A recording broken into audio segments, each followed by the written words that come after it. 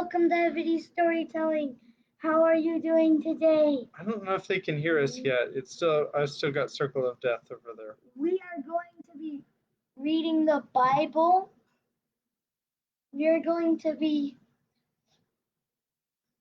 doing the synopsis. Then we are going to be reading Mara.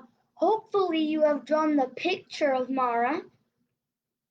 Yeah, if you've drawn a picture, then be sure and share it. Hi, I see one person. That's Kimberly. Yay, Kimmy!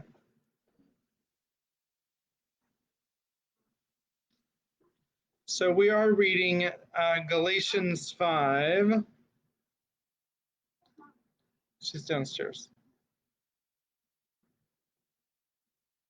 There's Galatians 5. I went ahead and, if anybody wants to follow along in your Bible, but you don't have your Bible with you, then there is a link that you can use.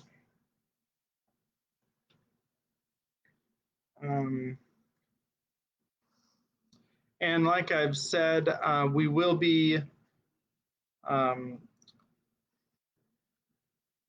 be reading the entire General Electric Power Company, as I like to call it. That's Galatians, Ephesians, Philippians, Colossians.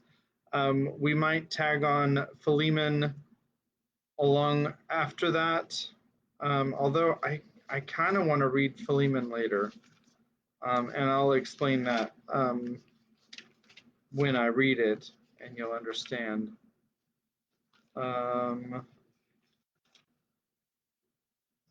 But the reason why I would want to read Philemon is because it is one of the prison epistles, along with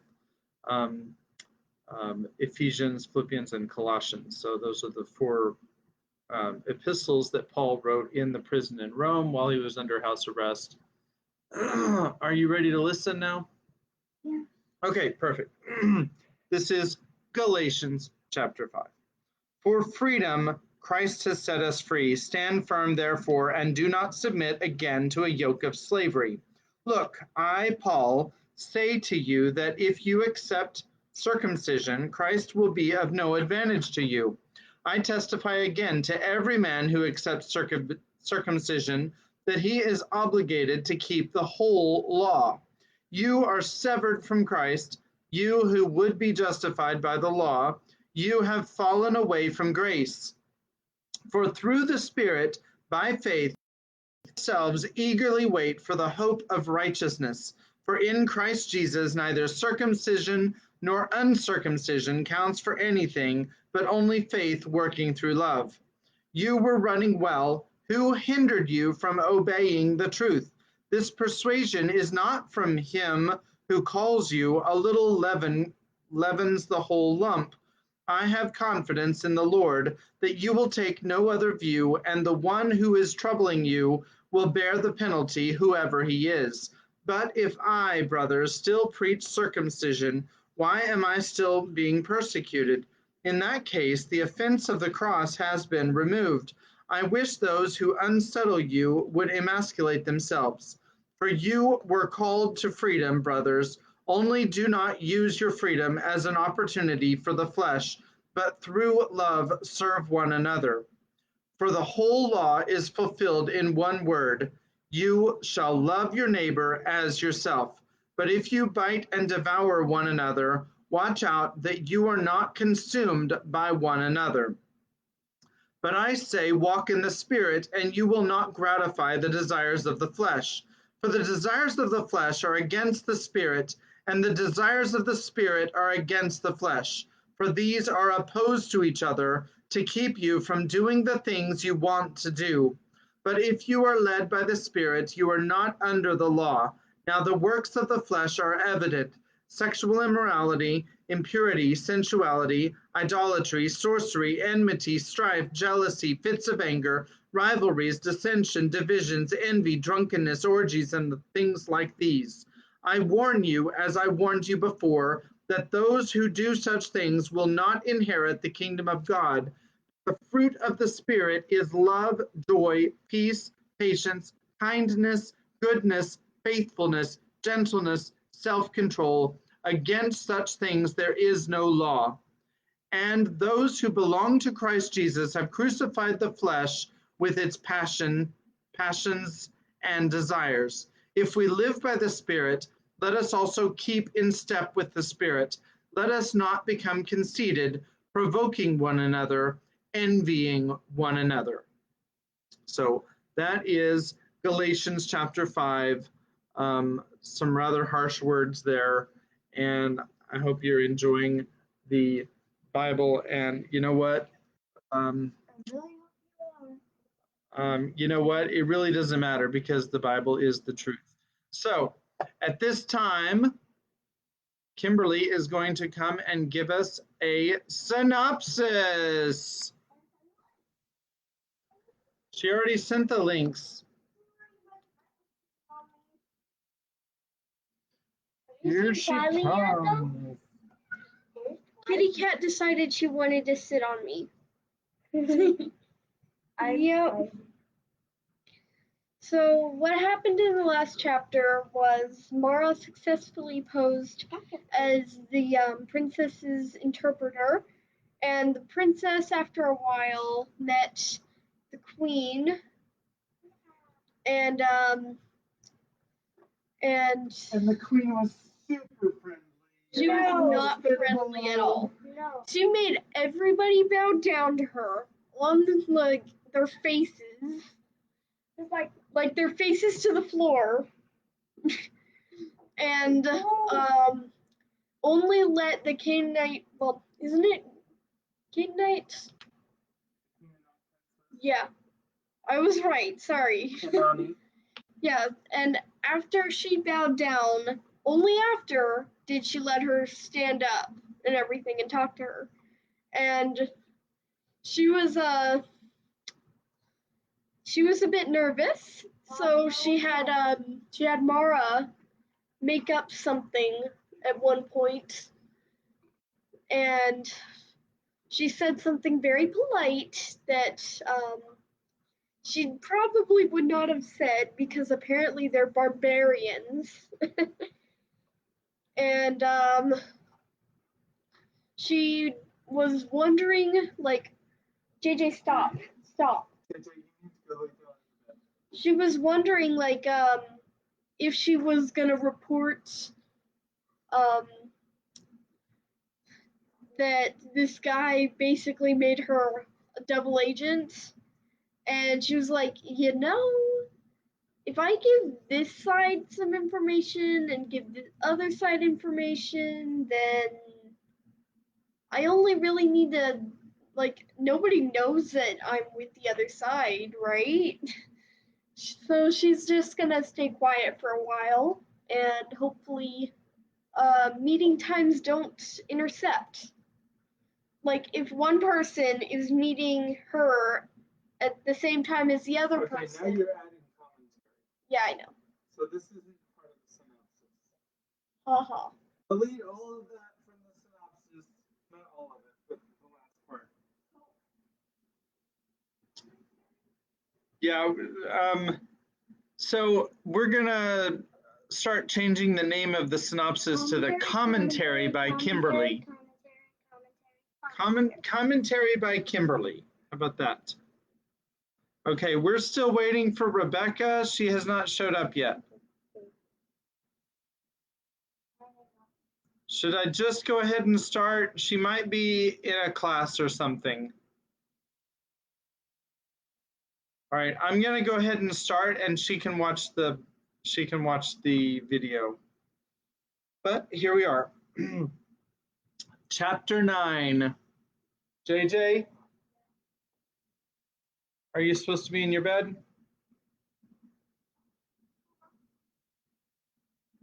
All right.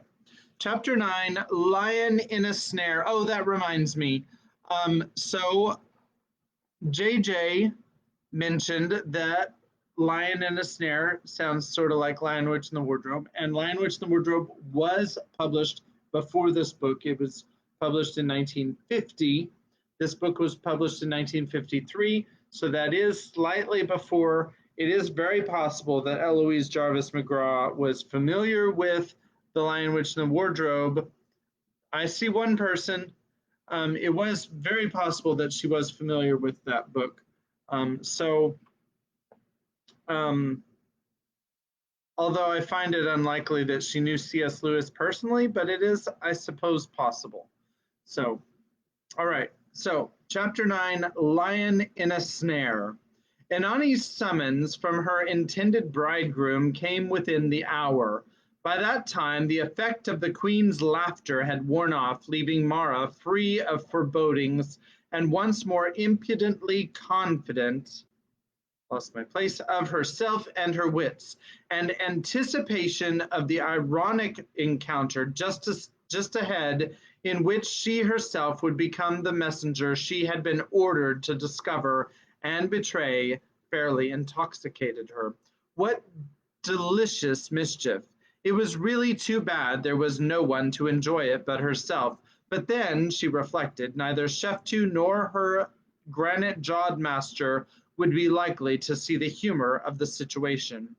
Poor Inani, having no secret devilries to buoy her up, was in low spirits indeed. It was all Mara could do to convince her that she must submit to more unreasonable washing and hair combing, and be ready after the noon meal to present herself to the king.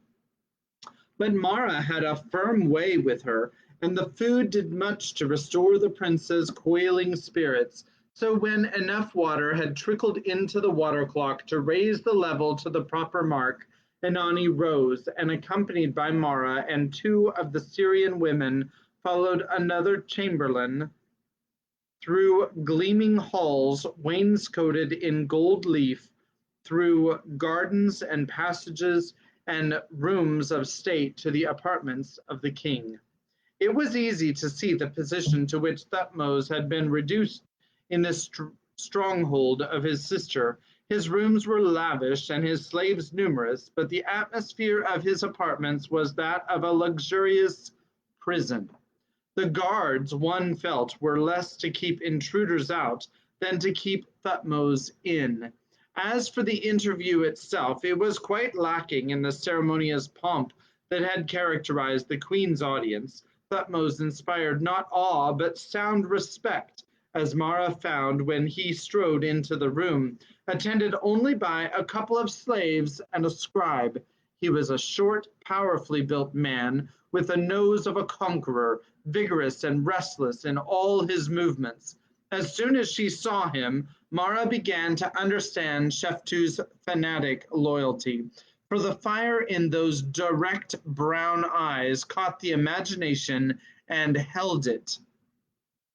"So, this is the barbarian," he growled, stopping before Inani and letting his scornful gaze travel over her. "Monstrous! Exactly the bride I would expect my insufferable sister to choose for me, as though I would heed any choice of hers.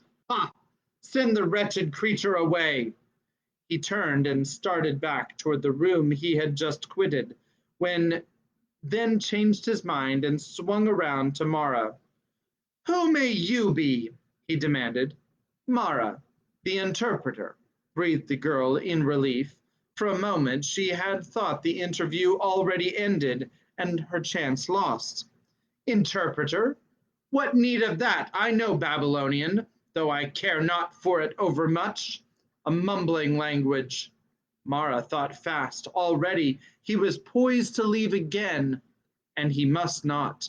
She bent her head deferentially. Even her most glorious majesty must have realized that his highness would not deign to speak to this lowly Syrian in her own tongue. The words pleased him. He wrung few enough concessions from his iron-willed sister. Even this indirect acknowledgment of his royal status was a victory of sorts. He looked at Mara with more interest. "Hatshepsut is right for once," he remarked. "However, even with an interpreter at hand, I have naught to say to this goatherd's daughter. You might tell her that I have no intention of marrying her, now or ever." Mara turned reluctantly to Inani, who was staring miserably at the floor. She had not needed to understand his words to know that Thutmose despised her. His first scornful scrutiny had told her that. "My princess," began Mara, then found she could not speak the crushing phrases. "His Highness presents his warmest regards," she finished. She had the satisfaction of seeing Anani's face come back to life. The great dark eyes lost their look of suffering and turned hopeful toward the king. Mara turned to him too, well pleased with her merciful little lie, but one look at his startled face froze the blood in her veins. What a fool she was! Of course he had understood every word she had said. "Son of Pharaoh, live forever," she gasped. "I crave pardon. I could not believe you meant to wound this princess, however lowly." "You mean you forgot I could understand," retorted Thutmose. "By the feather of truth, Highness, I meant only to spare this unfortunate maiden who is homesick and frightened, and who has met only contempt in the land of Egypt. I pity her, and could not tell her that all her journey was in vain, not here where your Highness and these others are all watching her. Pray give me leave to do it later in private." She broke off, breathing hard. She had been unthinkably bold. She knew that from the horrid expression on the little scribe's face. He stepped up to the king, bristling.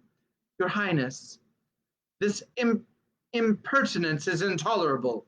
With your leave, I shall have this person removed at once, and you and myself, and shall myself see to it that—" "Be silent," said Thutmose. Without taking his eyes off Mara, he swept the scribe into the background with one powerful arm. "Leave me. Take these others with you." The room was soon empty of all save the three Syrians, the king and Mara.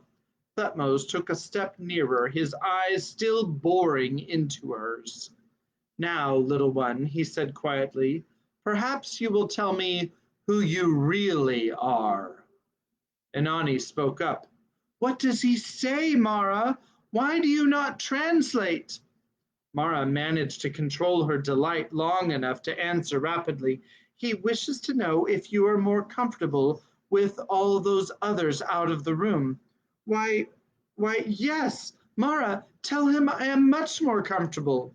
Thutmose ignored her. "Hasten, girl. They will not stay away forever. Who are you?" "The princess interpreter, Highness, but also yours to command." "At last. I thought as much the instant—" Thutmose broke off, his face tightening. "How do I know this?" For a moment Mara was at a loss. She had no talisman, no sign, no proof save Sheftu's name itself. "By him who sent me, son of Pharaoh," she answered. "By—" "Name me no names.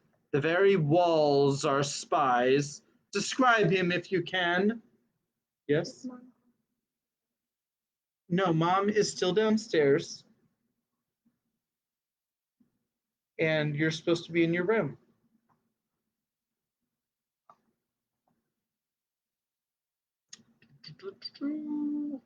"Name me no names, the very walls are spies. Describe him if you can." Inanni was tugging at her sleeve. Mara turned hastily, trying to assemble her thoughts. "My princess, your bridegroom inquires if you have slept well, if your rooms are to your liking." "Oh, indeed they are. It is only the beasts on the couch which—" "No, wait, Mara. Perhaps we should not mention the beasts. I merely say that the rooms please me very much." Describe Sheftu? Mara was thinking. As well describe the shape of the wind. Would she describe the gold-hung noble or the scribe's apprentice she had first seen bending over her on the deck of the Silver Beetle? She began hesitantly. "He is young and tall, Highness, and well favored with eyes like the night." But that told him nothing. True though it was, she pictured again the river lights playing over his face, felt his dangerous charm, remembered with a chill the porter's grasp of his shapely hand. He is one to beware. There is a laziness about the way he moves. I cannot say it as I would. In a crowd, he looks the same as other men, but he is not. By the feather, he is different from any I ever knew. When he smiles, I know not how to tell you of his smile. It is like a magician's potion. She stopped in confusion at the amusement on the king's face. He was not described quite thus by the last messenger, who was elderly and male, said Thutmose dryly. However, I recognize my artful one. Well favored is he. In truth, he is almost ugly. But no woman ever knows it. Tell me, is he safe? Aye, he is safe, mumbled Mara. So far, she thought vindictively. Why had she made such a fool of herself? And well? Translate, Mara, pleaded Inanni. My princess, the son of Pharaoh inquires after the health of thy brothers. Inanni looked wonderingly from her to the king. Tell him they flourish like the palm. But how long he talked to say such a simple thing. In truth, Mara, this conversation is exceedingly strange. His words speak one thing, and his face another. Look how he scowls. Is it always so with Egyptians? Frequently, your highness. Our language is more complex than thine. Mara groped after her scattered wits, wishing the princess at the bottom of the Nile. Between Inanni's questions and the king's irony, she felt like a juggler with too many balls in the air. Now, somehow, she must explain away Thutmose's ill-concealed impatience. Look at him glowering there. In truth, he was small help to her, she invented hastily. In addition, my princes, his highness complained of a slight headache, which I forgot to mention. He begs you not to judge his gallantry by his scowl. A headache? Inanni was instantly concerned. Why, what a pity! No wonder he... Mara, ask him if he has tried a remedy made by the crushed pods of the poppy. Mara faced the king, retching her mind back to the last question he had asked, if Sheftu was well. In Egyptian she answered it.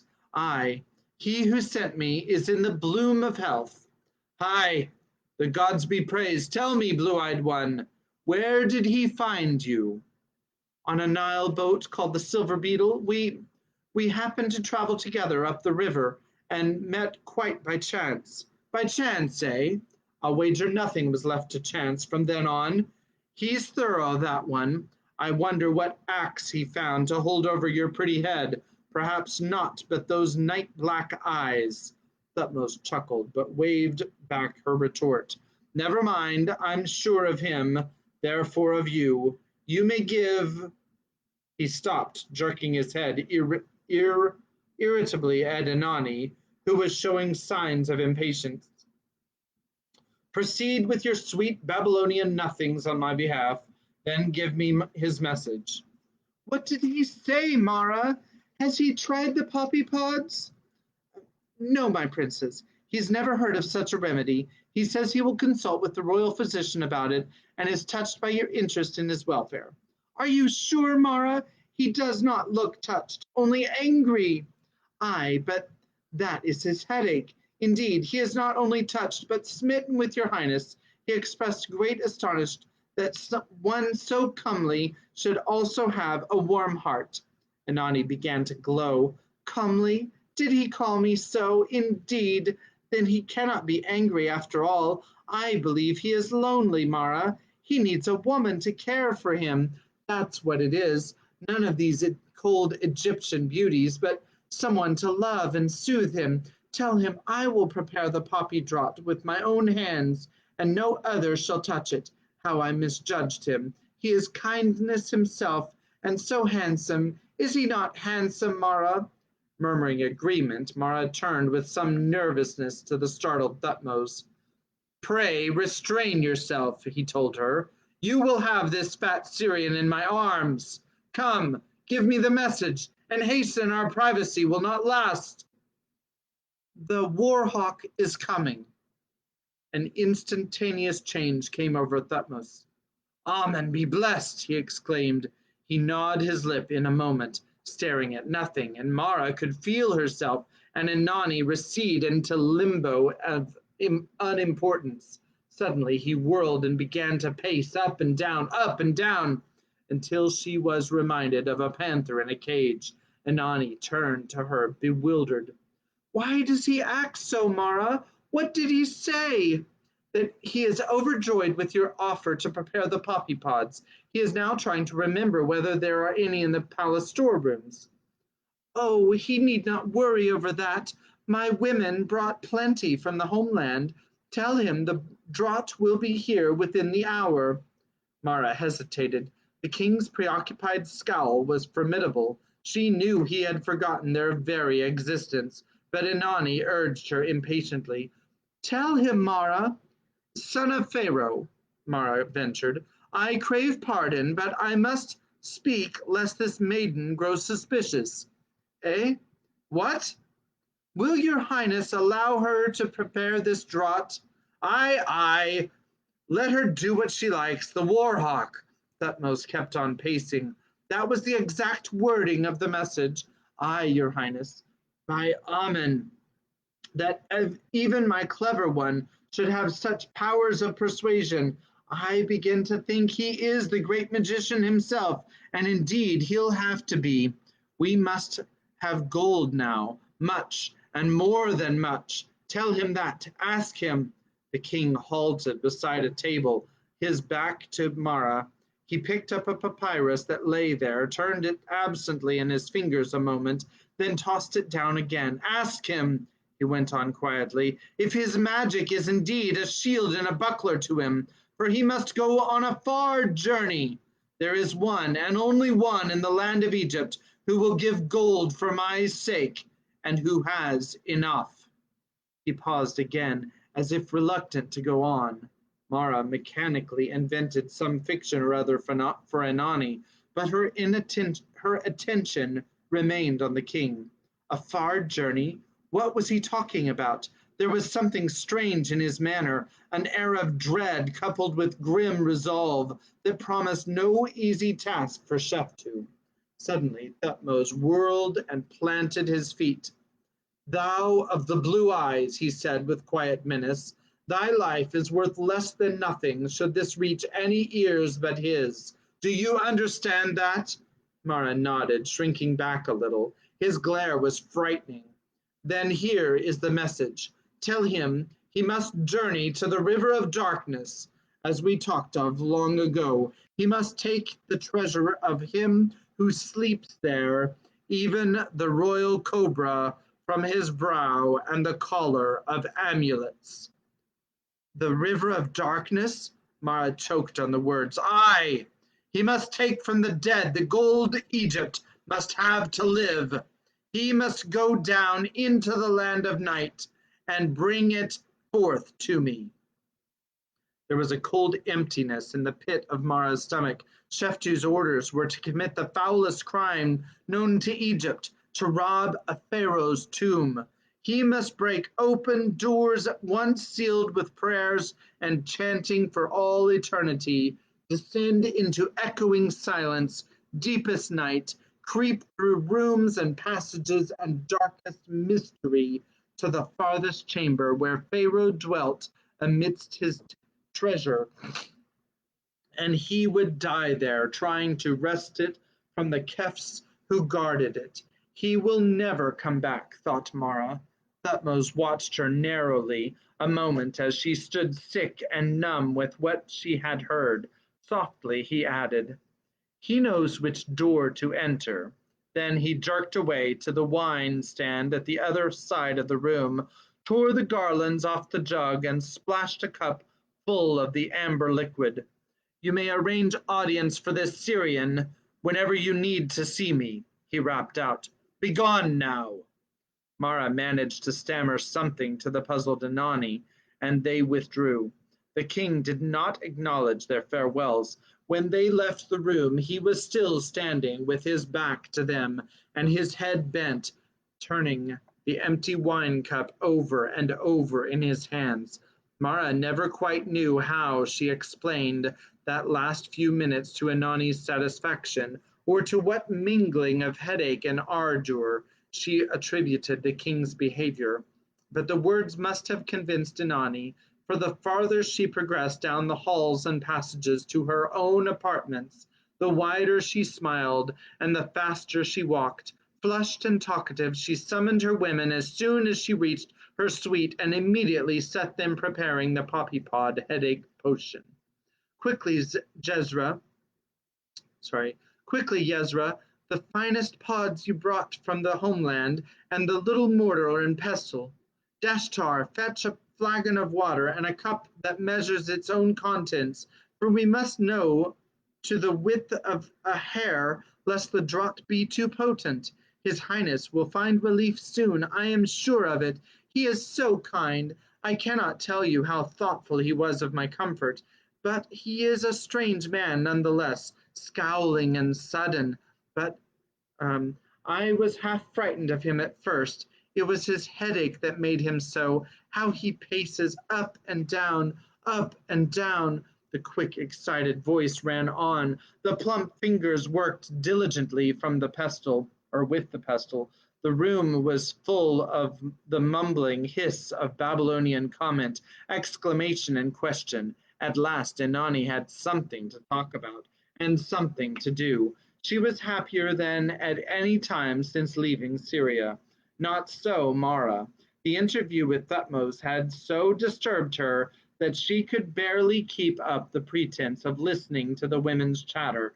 Surely Sheftu would not obey that terrible command. Of all crimes in the land of Kempt, tomb robbing was the most monstrous, a sin against living and dead, gods and man. Even earthly punishment, for it was swift and fearful. But what of the vengeance of him who was robbed? Hidden and safe in his secret palace, he lay wrapped in linen and spices, the cobra of Egypt on his forehead, and his storerooms filled with the wealth that would sustain him in luxury through his allotted 3,000 years in the land of the West. Would not his Ka strike Sheftu blind or dumb for daring to enter the precious habitation? Would it not creep like a shadow into his body, to waste him with illness, to steal away his soul, to bring him down in all his youth to that mooring in the land of silence from whose shore none ever returned? Nay, it was more than should be asked of any man, even for his king. Put it out of your mind, Mara told herself fiercely. Sheftu will not obey. If he does, then it is his concern and none of yours. Look out for yourself and let others do the same.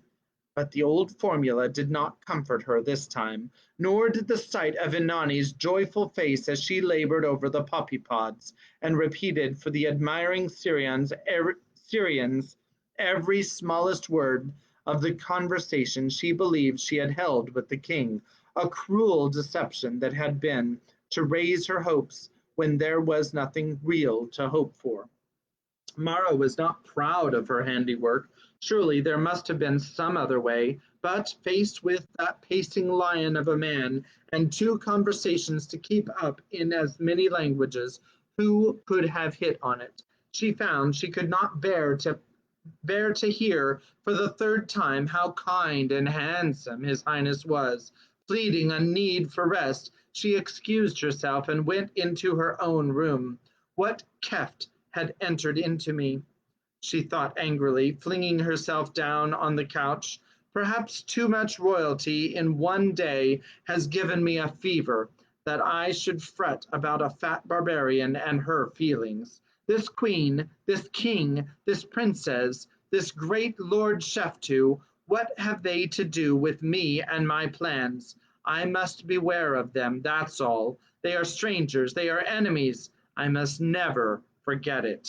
Steadied, she sat up and pushed the thick ebony black hair away from her face. She would summon little Nessie to dress it. That would be a diversion. She would put on fresh clothes and have her feet bathed and her eyes bathed and the long black line of kohl painted fresh above her lashes, and demand a blue lotus to wear upon her brow as the great ladies wore them, with its stem trailing down the black of her head. Soon it would be time for the evening meal, then for that walk in the lotus garden. She must be ready for it. She rose and clapped her hands for her slave. Chapter 10 is called The Lotus Garden, and the first word is A. Who says we keep going? Kimmy says we should keep going. I've got one person online and I don't know who it is. Okay, so Rebecca has not joined us, but she usually does catch up when she's not able to make it. So we will just keep going. And if she's catching up, then she can watch it in high speed. So if that helps her to be able to watch it faster so that she can go and be able to take all her tests and everything that she's doing. So this is chapter 10, the Lotus Garden. A strange man my bridegroom is, indeed, thought Inani as she sank into a chair. From his manner one would take oath he is indifferent, even scornful, yet it is not so. Did he not send those others from the room that I might be more comfortable? Aye, he is gentle at heart. He must be. She lay back among her cushions, reaching for a half-finished piece of embroidery that lay on the table beside her. The poppy pod draught had just been dispatched to the king by one of the chamberlains, and already she was wishing she had not been so hasty in its preparation. Now again there was nothing to do save think about the audience just past and speculate about the next one. Surely he would not behave so oddly the next time. She bent over her needlework, shoving out of her mind that first chilling scrutiny under which she had felt she must sink straight through the gleaming pavements. That was not but the effect of his headache, and so were the other strange contradictions in his words and manner. They must be. Mara had said so. Dear Mara, how warm she was, how comforting.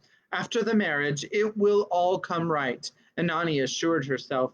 The king and I will understand each other, and I will be a good wife to him and comfort him when his head aches. Perhaps he will even let me go home sometimes to see my brothers and the beautiful land of Canaan. The old hunger started up in her again at the thought of home. The sheep would be coming in over the green hills right now, their bells sounding faintly on the evening air, their tired shepherd outlined against the sky behind him. Oh, beloved Canaan! Anani looked up, biting off a scarlet thread as Mara entered the room from her own chambers. At once the hunger receded a little. She smiled, holding out her hand in welcome. I have sent the potion, Mara. Come, sit beside me while I embroider, and talk to me of the king. Do you think he was pleased with me a little, in spite of his headache? Of course, my princess. Mara crossed the room with that supple, swinging walk of hers, and sitting down beside Inani, began to chatter reassuringly of Thutmose and the splendid life awaiting his spouse. How cool she is, how sure of herself, thought Inani wistfully. I don't believe she is afraid of anything on earth, and she is not unhandsome, though of course she needs more meat on her bones to have a fine figure like my own. In Egypt all women look half starved. That blue flower is becoming fastened there just above her forehead. It makes her eyes look like two more blue lilies down below it. Odd, only a single blossom. For my own part, I would have made a great wreath of them, using dozens of flowers and plenty of ribbons as well, with my hair flowing out all around it.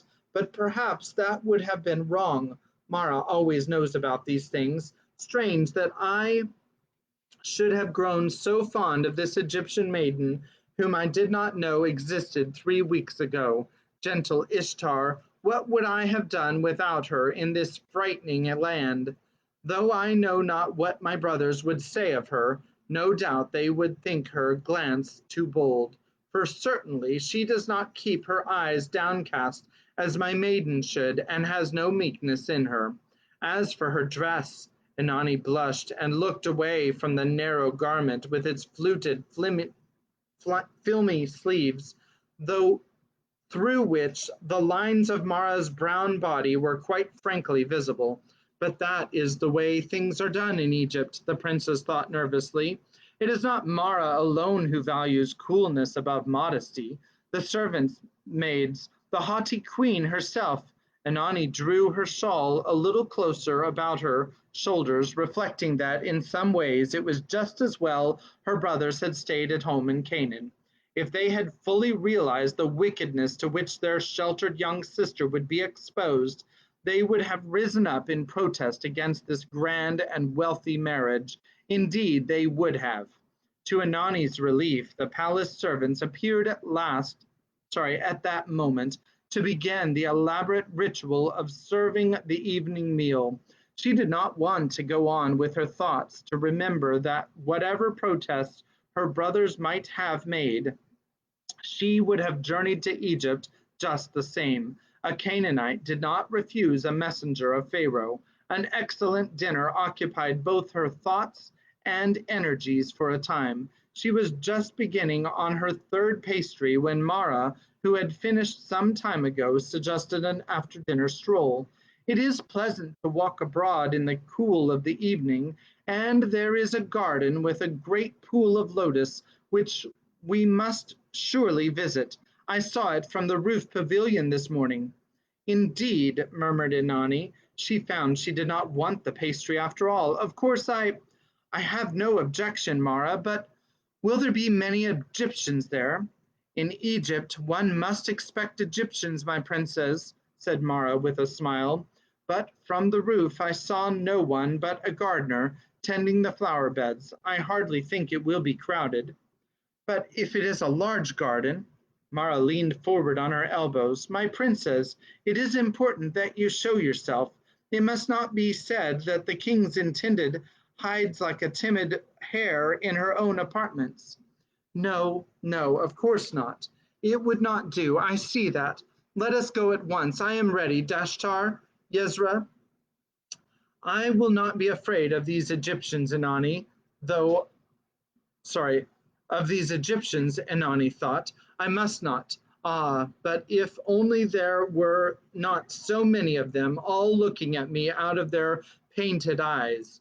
Moistening her lips and trying to ignore the tremors of nervousness in the pit of her stomach, she gathered her long robes about her and, with Dashtar and Yezra in reluctant attendance, followed Mara down the hall to the outside stair. At the bottom, they found themselves in the first of a series of walled courts and gardens, through which they passed without encountering anyone more frightening than a few slaves or hurrying servants. Inanni began to relax. She peered curiously at the storerooms and shed-like workshops, catching glimpses of basket makers and glass blowers still at work, of hundreds of stacked wine jars, mountains of baled linen, the neat rows of a kitchen garden.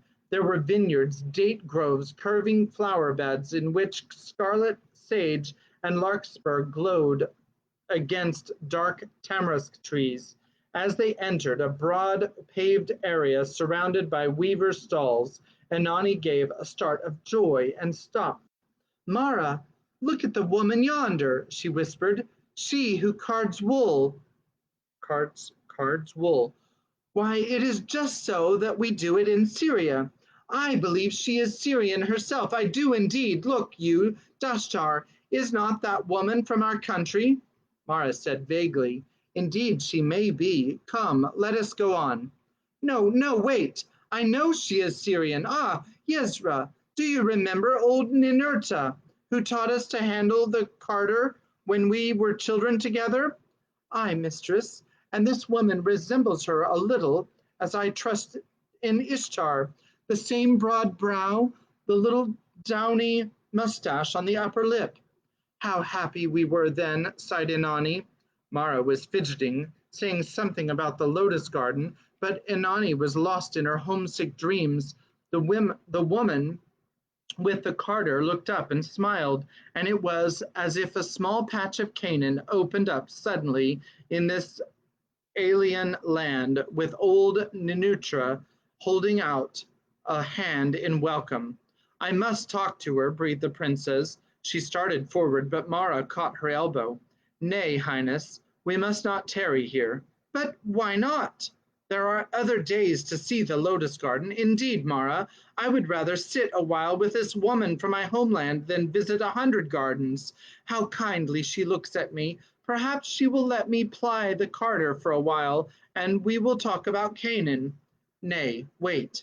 Mara seemed almost alarmed. She recovered herself quickly, drawing Anani aside. I fear you forget yourself, Highness. Does a princess speak to a common weaver woman? Indeed, in Egypt this is not done. But she is she seems most respectable. She is beneath you. I know not what the son of Pharaoh would say if you so demeaned yourself. Inanni flushed. Ah, I must learn to be Egyptian, she thought. The king will be ashamed of me. She bent her shawled head and moved on in silence across the court.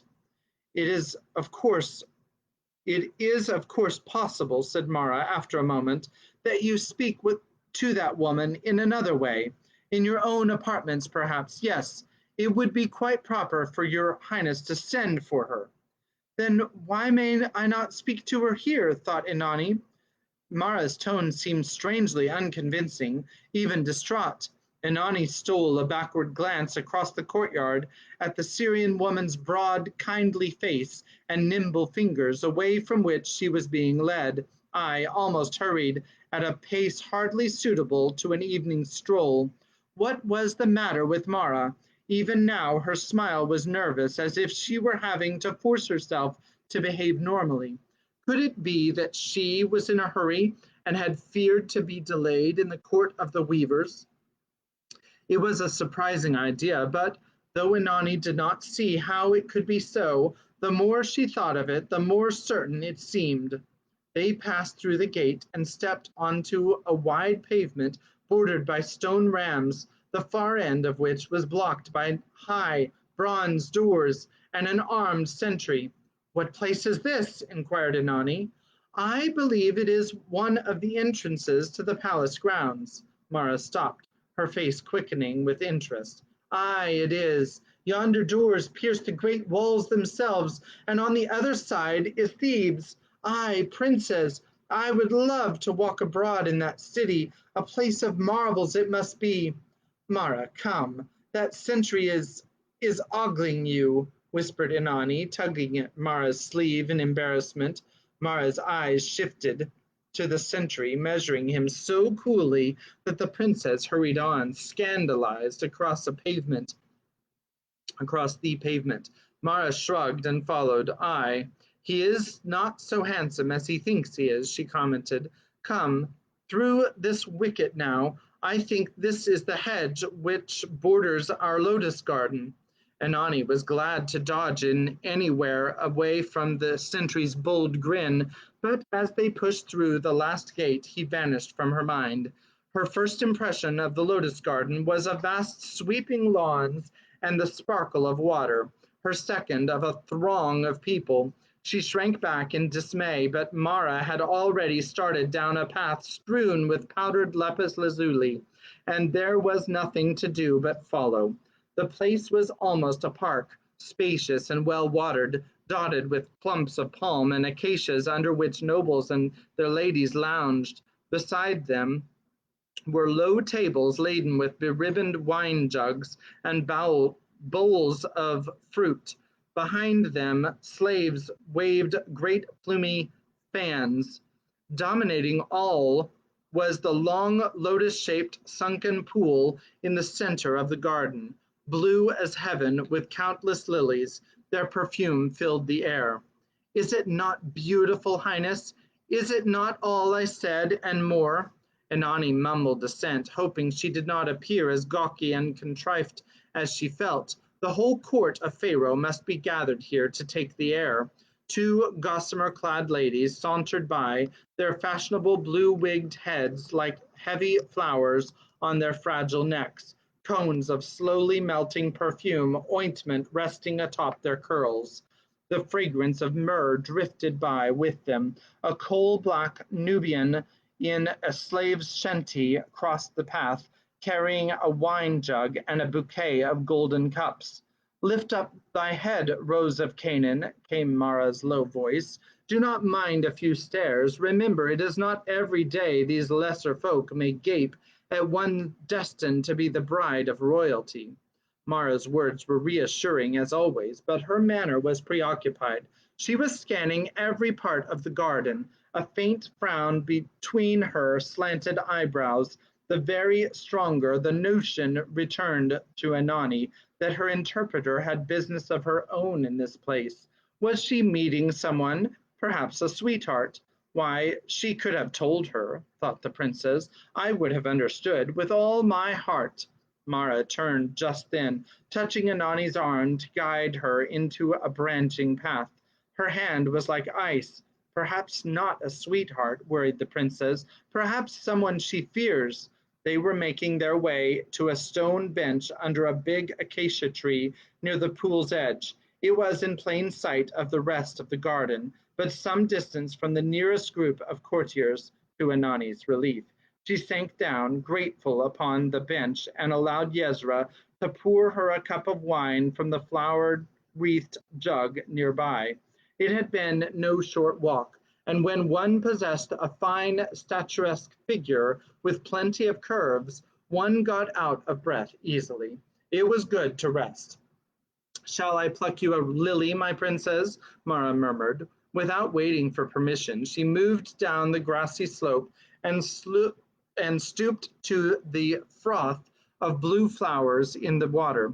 Rising a blossom in her hand, she stood a moment to sweep the garden with yet another searching glance. Inanni found even herself peering this way and that, frowning into clumps of trees, though what or whom she sought she did not know. At that moment a light step sounded on the path behind her. She turned quickly. A tall figure was approaching through the shadows under a clump of palms. On the slope, Mara stopped short, then, with a visible effort, continued her unhurried walk back to the bench. She was breathing quickly as she bent over Inanni and offered the lily's fragrance to her nose. "Here is thy lotus, princess. Drink of its perfume and forget tomorrow, our sages tell us." A smooth voice, speaking Egyptian, interrupted her. She straightened, then stepped aside. Inanni found herself looking into the long, impenetrable eyes of a richly dressed young nobleman. "Is this he, then, whom Mara expected?" she thought. But he is speaking to me. Who is he, Mara? What does he say?" "Highness, may I present His Excellency, Lord Sheftu. He wishes to know if your Highness finds our country pleasing." He must be the one, nevertheless, thought Inanni, else Mara would not clasp her hands so tightly. "Tell him it is very beautiful, though far different from my homeland." Mara spoke, and the young lord listened courteously. He was the same, Inanni realized all at once, who had stepped up to the queen's throne this morning to receive some order.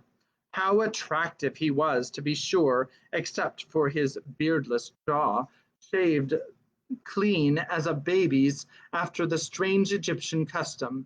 Inanni narrowed her eyes, trying to picture him with a luxuriant Syrian beard. The results were exhilarating. Ah, if this were Mara's young man, she had reason to breathe quickly. But of course he could not be, after all, since he was a great lord and Mara only a hired interpreter.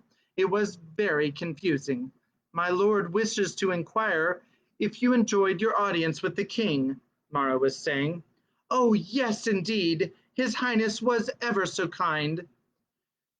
As Mara turned back to the young Egyptian, Inanni noticed that her tenseness was now pronounced. almost as if she were bracing herself for something she dreaded.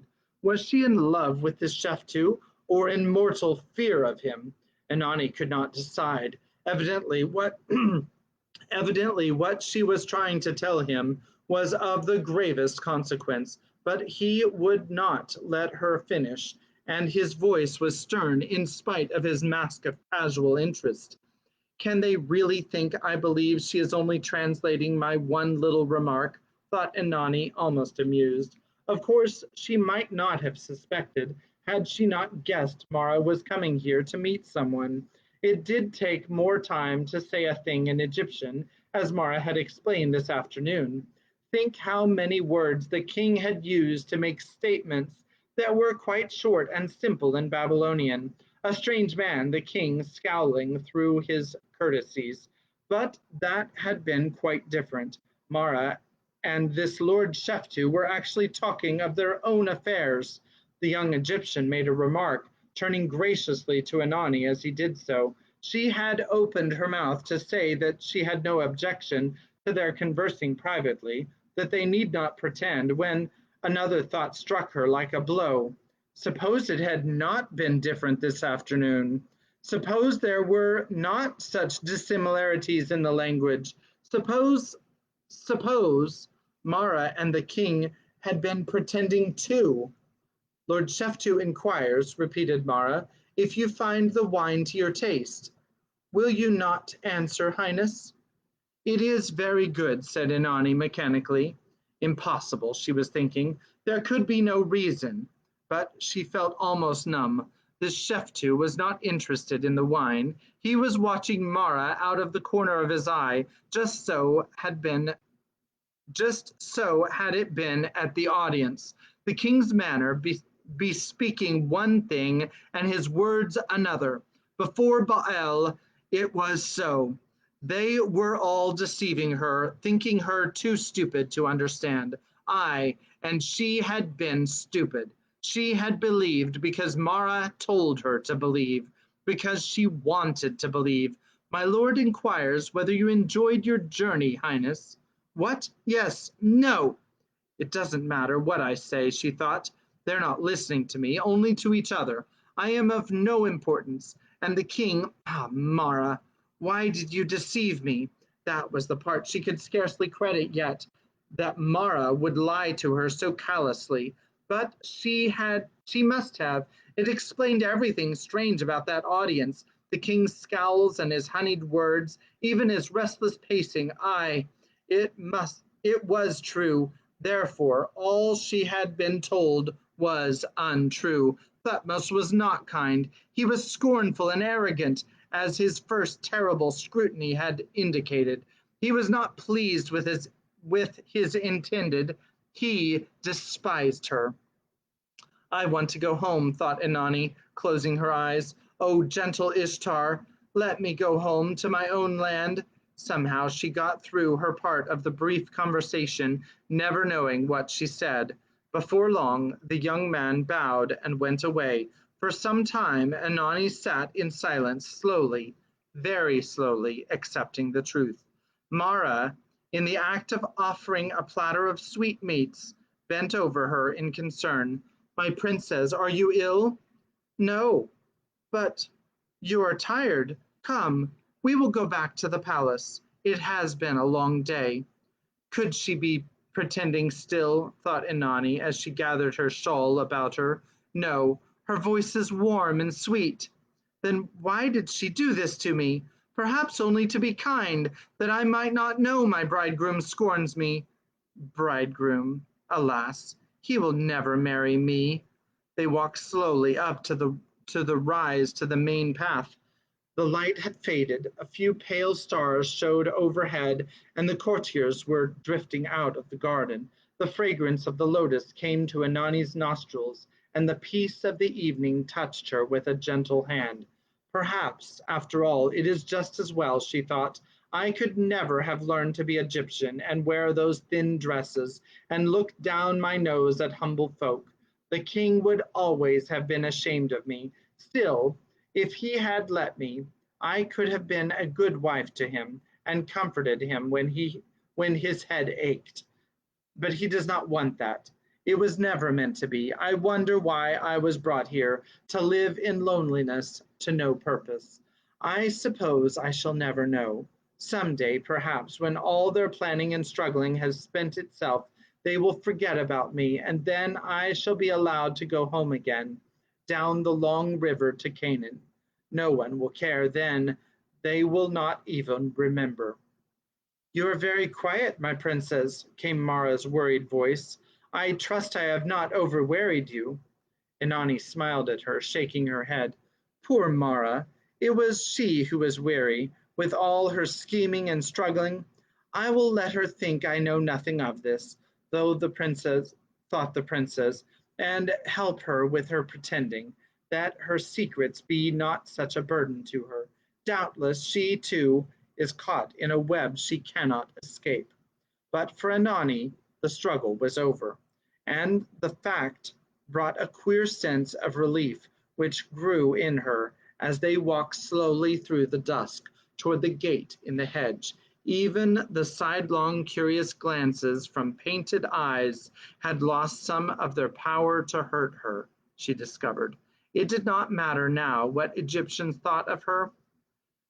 She did not have to win a place among them.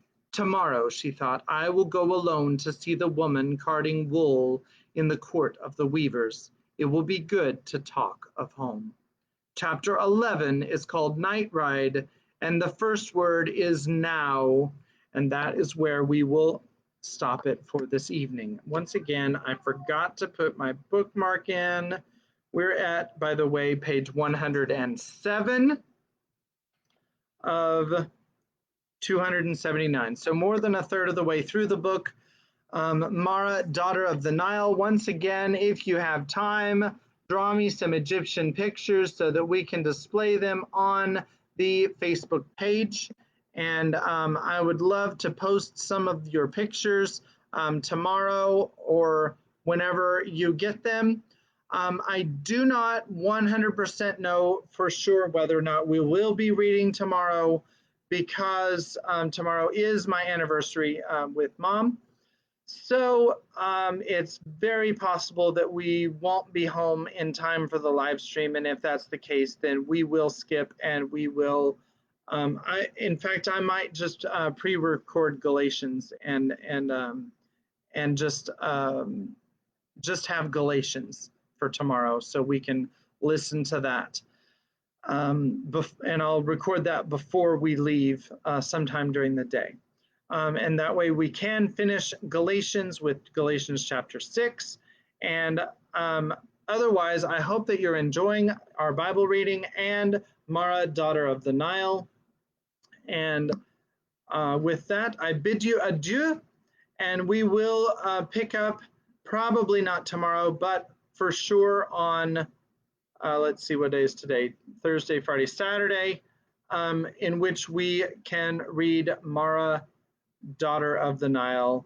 And God bless you. Have a good evening, and we will